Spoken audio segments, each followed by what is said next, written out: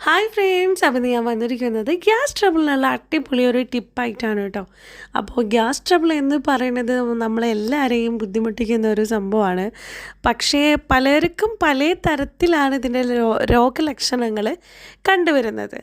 അപ്പോൾ മെയിനായിട്ടുള്ള ലക്ഷണം എന്ന് പറയുന്നത് നെഞ്ചിരിച്ചിൽ, അതുപോലെ വായിൽ വെള്ളം തെളിയൽ, തലവേദന, നെഞ്ചിൽ ഭാരം, വയറിനുള്ളിൽ ശബ്ദം, ഭക്ഷണം കുറച്ച് കഴിച്ചാൽ തന്നെ വയറ് വീർക്കണ പോലെ, ഒരു ഗ്ലാസ് വെള്ളം കുടിച്ചാൽ തന്നെ നമുക്ക് വയറ് വീർത്തിരിക്കുന്ന ഒരു ഫീൽ ഉണ്ടാവുക. അപ്പം നമ്മൾ വയറിനുള്ളിലെ ഗ്യാസിനെ പെട്ടെന്ന് പുറന്തള്ളാനുള്ളൊരു ടിപ്പ് എന്ന് പറയുന്നത് ഒരു ചെറിയ കഷ്ണം ഇഞ്ചി, അതുപോലെ ഒരു ഏലക്കായ, അതുപോലെ ഒരു അല്ലി വെളുത്തുള്ളി.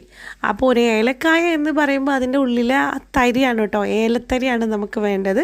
അപ്പോൾ ഒരു കഷ്ണം ഇഞ്ചി, ഒരു ചെറിയൊരു പീസ് കഷ്ണം ഇഞ്ചി, ഏലത്തരി, വെളുത്തുള്ളി, ഇവ മൂന്നും കൂടെ ചവച്ചരച്ച് കഴിക്കുക എന്നുള്ളതാണ് പെട്ടെന്ന് റിസൾട്ട് കിട്ടുന്നതാണ്.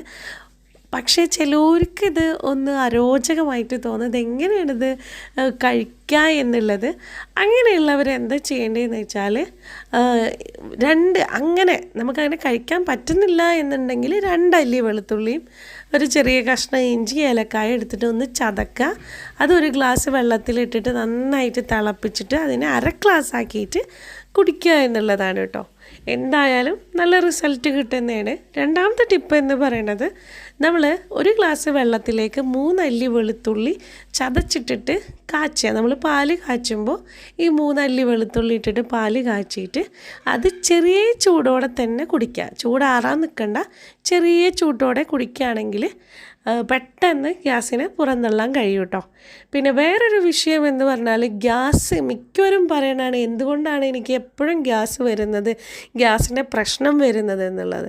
അപ്പോൾ അതിന് മെയിനായിട്ടുള്ള കാരണം എന്ന് വെച്ചാൽ, നമ്മളെ ആഹാര സമയം കൃത്യമല്ലാത്തൊരു സമയത്ത് നമ്മളെപ്പോഴും ഭക്ഷണം കഴിക്കുന്നത്, അല്ലെങ്കിൽ ഭക്ഷണം കഴിക്കാണ്ടിരിക്കുന്നത്, പിന്നെ നല്ലോണം തണുത്ത ആഹാരപാനീയങ്ങൾ കഴിക്കുന്നത്, പിന്നെ നല്ലോണം പുകവലി, നന്നായിട്ട് പുകവലിക്കുന്ന ആളാണെങ്കിൽ, മദ്യപാനം നന്നായിട്ടുള്ള ആളാണെങ്കിൽ, നല്ല എരിവുള്ള ഫുഡ് ഇഷ്ടപ്പെടുന്ന ആളാണെങ്കിൽ, മസാലകൾ നന്നായിട്ടിട്ട് ഫുഡ് കഴിക്കുന്ന ആളാണെങ്കിൽ, ചായ ഭയങ്കരമായിട്ട് ഇഷ്ടപ്പെടുന്ന വ്യക്തിയാണെങ്കിൽ, ഇതെല്ലാതും നമ്മളെ ഗ്യാസിനുള്ള ഒരു കാരണങ്ങളാണ്. ഈ പറഞ്ഞ കാരണങ്ങളൊക്കെ നിങ്ങൾക്ക് ഉണ്ടെങ്കിൽ അതൊക്കെ പെട്ടെന്ന് എല്ലാതും ഒഴിവാക്കാൻ പറ്റില്ലല്ലോ.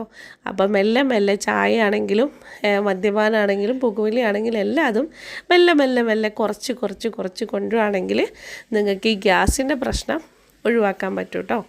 അപ്പോൾ ഗ്യാസിൻ്റെ പ്രശ്നമുള്ളവർ ഈ ടിപ്പ് ഒന്ന് ട്രൈ ചെയ്ത് നോക്കും. അപ്പോൾ ഇതുപോലുള്ള ഹെൽത്തി വീഡിയോസിനായിട്ട് നമ്മളെ ചാനൽ ഒന്ന് സബ്സ്ക്രൈബ് ചെയ്യാം കേട്ടോ. അപ്പോൾ കൂടുതൽ ഹെൽത്തി വീഡിയോസായിട്ട് വീണ്ടും കാണാം. Take care, by.